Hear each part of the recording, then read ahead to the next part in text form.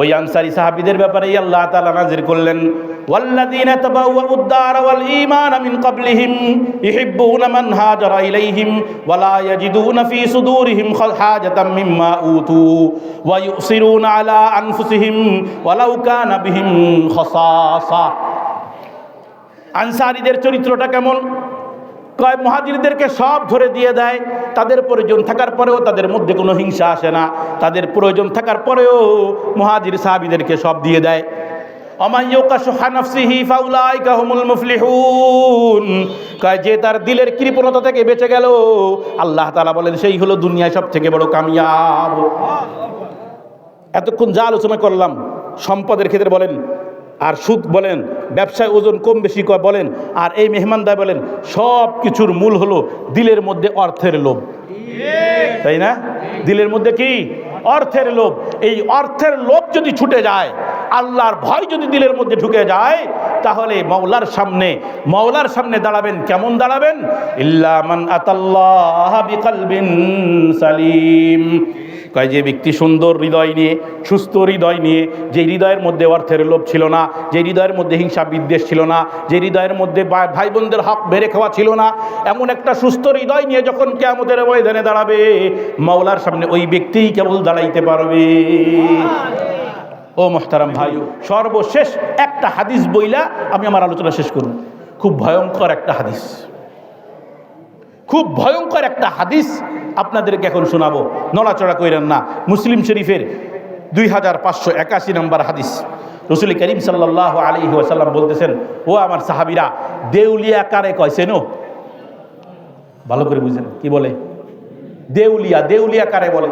তো সাহাবা একরাম বলতেছেন যে মাল্লা দিরহামা লাহু ওয়ালা মাতা। কে রাসূলুল্লাহ? ওই ব্যক্তি যার টাকা পয়সা নাই, ঘর বাড়ি নাই, সামানাপত্র নাই, সব শেষ। রাসূল করিম সাল্লাল্লাহু আলাইহি ওয়াসাল্লাম বলেন, ও আমার সাহাবীরা, খুব ভালো করে শোনো, আমার উম্মতের মধ্যে দেউলিয়া ওই ব্যক্তি, কিয়ামতের ময়দানে দাঁড় করানো হবে। ঝুড়ি ভরা আমল, নামাজের কোনো কমতি নাই, রোজার কোনো কমতি নাই, সদকার কোনো কমতি নাই, কোনো আমলের কোনো কমতি নাই। কিন্তু যখন মাওলার সামনে তাকে দাঁড় করানো হবে, সে তো বড় খুশি, আমার নামাজ আছে, রোজা আছে, হজ আছে, যাকাত আছে, সব কিছু আছে, আমার কোনো কমতি নাই। এমন সময় আল্লাহ বিচারের আসনে থাকবেন। এমন সময় একজন বলবে, মাওলা, এ তো আমার সম্পদ বাইরে খাইছিল।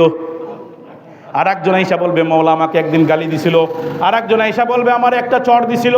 আর একজন আইসা বলবে, আমার সম্পদ লুটে পুটে খাইছে, আমার জমির আল কাটছে। আমার মাওলা বলবেন, এই সমস্ত ব্যক্তির যে ঝুড়ি ভরা আমলগুলো নিয়ে আসছিল, ওই আমলগুলো এদের মধ্যে বন্টন করে দাও। নামাজ শেষ হবে, রোজা শেষ হবে, হজ শেষ হয়ে যাবে, উমরা শেষ হয়ে যাবে, যাকাত শেষ হয়ে যাবে, সদকার আমল শেষ হয়ে যাবে, এরপরেও বান্দার হক তার উপরে রয়ে যাবে।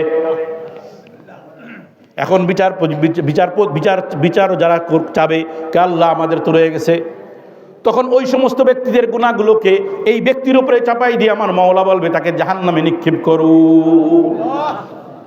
নামাজের কমতি নাই, রোজারও কমতি নাই, সদকার কমতি নাই, হজ উমরার কমতি নাই, এরপরেও জাহান্নামী, শুধুমাত্র বান্দার হক নষ্ট করার জন্য।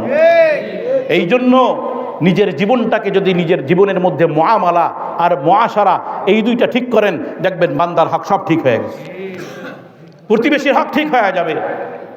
মহাব্বতের সম্পর্ক গড়েন, যার হকটাকে দিয়ে দেন। হারাম থেকে নিজেকে বাঁচান। ওই দিলটা যদি পবিত্র রাখা লাগে, আল্লাহর সামনে যদি পবিত্র দিল নিয়ে যাওয়া লাগে, হারাম থেকে বাঁচতে হবে। হারাম খাইলে মৃত্যুর সময় কালিমা নসিব হয় না, হারাম খাইলে কোনো দোয়া কবুল হয় না। এত রোগ, এত ঝামেলা, এত কষ্ট আল্লাহর কাছে যায়, আল্লাহ দেয় না কেন? আগে ভিতর থেকে হারামগুলো ফেলান, সব কবুল হয়ে যাবে। Please subscribe now if Hassan